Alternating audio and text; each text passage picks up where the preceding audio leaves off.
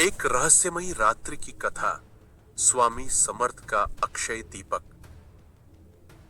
उस रात किसी ने नहीं सोचा था कि साधारण लगने वाला वह दीपक पूरे गांव की किस्मत बदल देगा। हर कोई खेतों से लौटा था। हवा में अजीब सी ठंडक थी और तभी अचानक उस छोटे से देवघर में एक ऐसा प्रकाश फैला कि देखने वालों की आंखें चौंधिया गईं। लोगों ने सोचा कि आग लग गई, लेकिन जब दरवाजा खोला गया तो वहां कुछ ऐसा दिखा जिसने सभी को निशब्द कर दिया। अब कहानी यहीं से शुरू होती है। गांव का नाम था बेलापुर। छोटा सा बस्ती वाला गांव, जहां किसान, चरवाहे और गरीब करघे वाले मिलजुल कर रहते थे। उन्हीं में रहने वाला एक लड़का था माधवराव।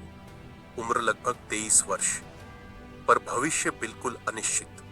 पिता का देहांत हो चुका था और मां बीमार रहती थी। घर की हालत ऐसी कि 2 वक्त का भोजन भी मुश्किल से जुटता था।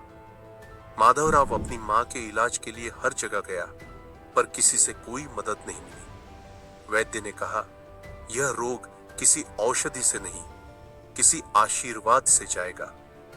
मां ने रुग्ण आवाज में कहा, बेटा, अगर संभव हो तो अक्कलकोट जाकर स्वामी समर्थ के दर्शन करा। सुना है वे दत्तावतार हैं, किसी का भी दुख पल में हर लेते हैं।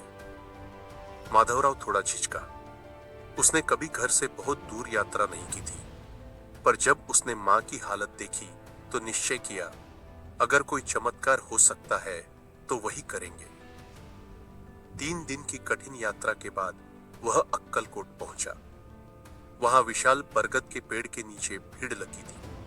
बीच में स्वामी समर्थ शांत बैठे थे। तिलक, जटाजू और चेहरे पर ऐसा तेज कि देखने वाला मंत्र मुग्ध हो जाए।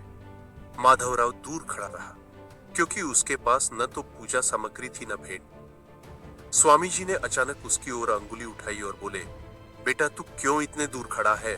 यहां आ। माधवराव कांपता हुआ पास गया। स्वामी समर्थ ने कहा, तुला बैसव तो मी, घाबरू नकोस।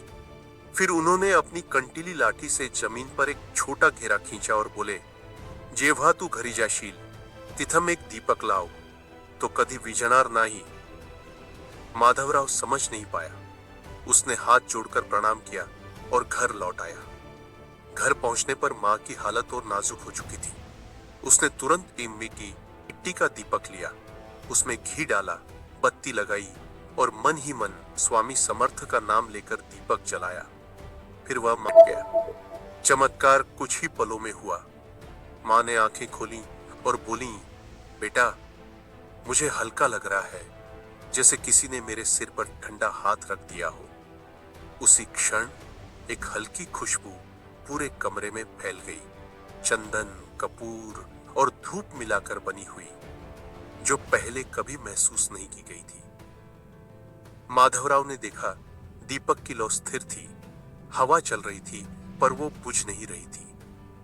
रात गुजरी, भोर हुआ, फिर दोपहर, फिर शाम, लेकिन दीपक की लौ अब भी वैसी की वैसी थी। दिन बीते, मां पूरी तरह स्वस्थ हो गई।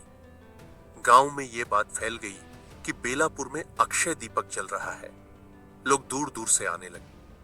कई ने देखा कि दीपक की लौ से हल्की लाली सी चमक निकलती है और आसपास का वातावरण अत्यंत शांति में डूब जाता है।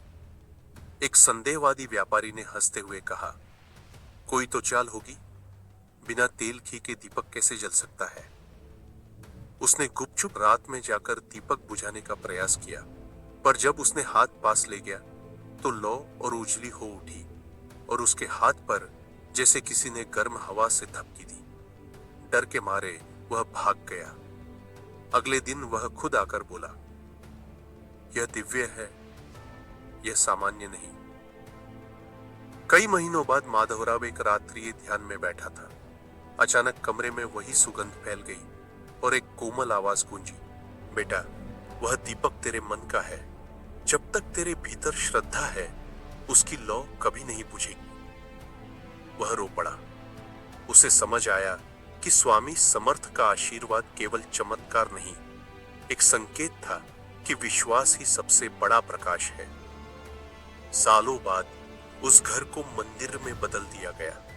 लोग अक्षय दीपक दर्शन को आने लगे। कहते हैं आज भी वह दीपक वहीं जलता है, कभी बुझा नहीं। उसमें से धुआं नहीं निकलता, पर चंदन की गंध हर आगंतुक को घेरे रहती है। गांव के लोग उसका आशीर्वाद लेकर अपनी समस्याएं स्वामी समर्थ को समर्पित करते हैं और सच्चे मन से कहते हैं, ज्योति हमारे भीतर जगाओ स्वामी।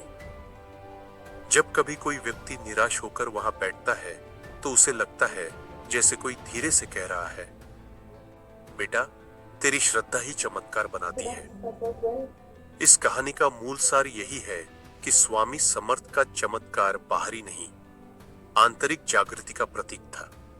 दीपक कभी नहीं बुझा क्योंकि माधवराव का विश्वास कभी नहीं बुझा। और शायद यही सच्चा चमत्कार है, जब आत्मा, गुरु और श्रद्धा एक हो जाएं, तो असंभव भी संभव बन जाता है।